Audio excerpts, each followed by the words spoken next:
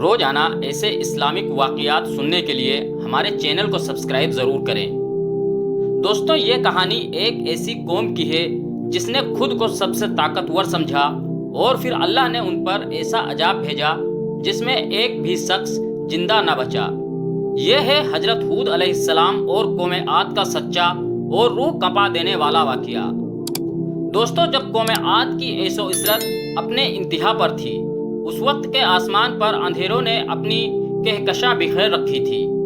ہوا کے بادشاہ کہلانے والے لوگ، جنہیں اللہ تعالیٰ نے بے جوڑ طاقت، بلند قد و قامت اور پہاڑ جیسی مکان سازی کی صلاحیت عطا فرمائی تھی، ان کی بستی ارم العماد کے نام سے مشہور تھی، جسے قرآن مجید نے جنت جیسے شہر کا درجہ دیا، جہاں کھمبوں والی عمارتیں، محل اور دولت رنگ برنگے جلوے بکھیرتے نظر آتے تھے۔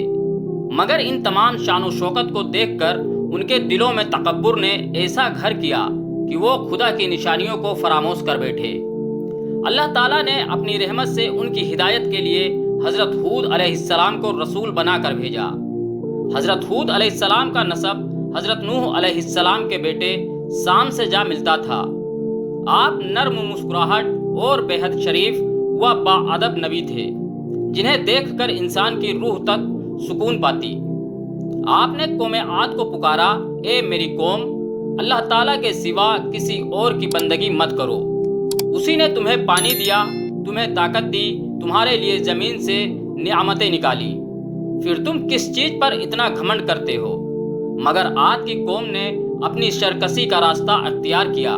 وہ کہنے لگے، اے ہود، کیا تو چاہتا ہے کہ ہم اپنے باپ داداؤں کے معبودوں کو چھوڑ دیں؟ ہم سمجھتے ہیں کہ تو ہمارے درمیان جھوٹا نبی ہے۔ حضرت ہود علیہ السلام کے چہرے پر افسوس کا رنگ آ کر گزر جاتا۔ آپ پھر فرماتے، میں تم سے کسی اجر کا طلبگار نہیں، میرا انعام تو صرف اللہ کے ذمے ہے۔ تم اللہ سے ڈرو جس نے تمہیں پیدا کیا۔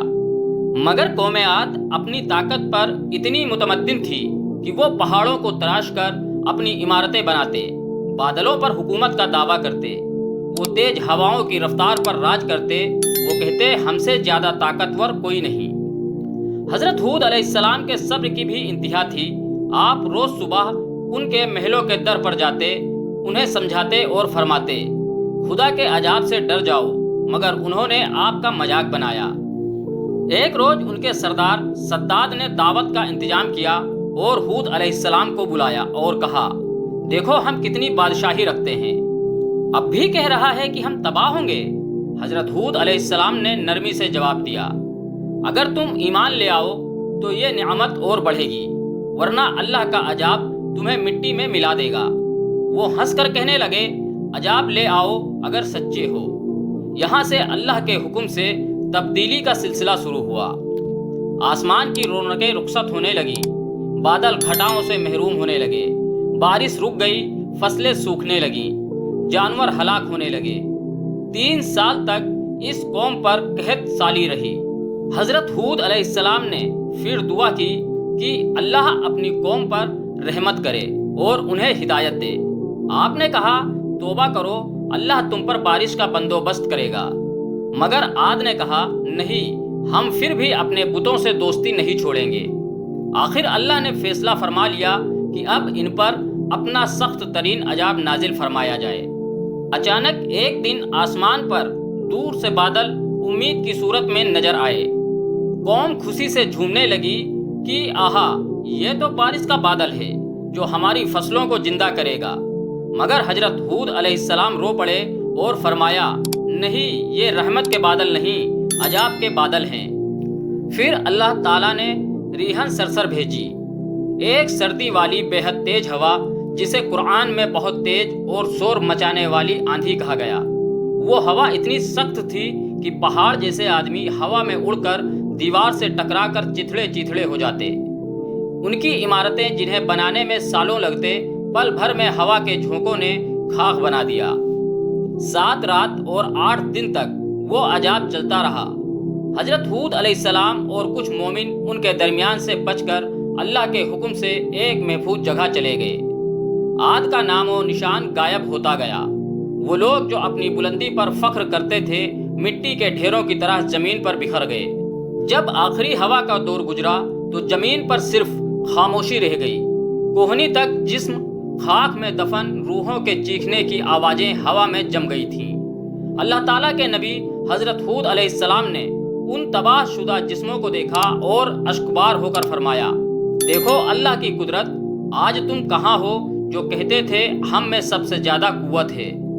پھر آپ نے ان باقی ایمانداروں کے ساتھ دوسری جگہ ہجرت کی اور وہاں تقویٰ اور عبادت کی روح کو زندہ کیا۔ ان کی کہانی آج بھی قرآن کریم میں محفوظ ہے، تاکہ ہر دور کا انسان اس سے سبق لے اور یہ سمجھ لے کہ جب تکبر اور شرک دل میں جگہ بناتے ہیں تو اللہ کا عذاب قدم رکھ دیتا ہے۔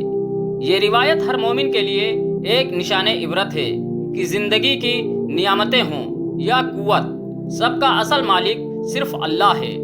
جو اس سے منہ موڑتا ہے اس پر ہوا بھی قہر بن کر ٹوٹ پڑتی ہے، اور جو اس پر یقین رکھتا ہے اسے چٹانوں کے بیچ بھی رحمت اور امن نصیب ہوتا ہے۔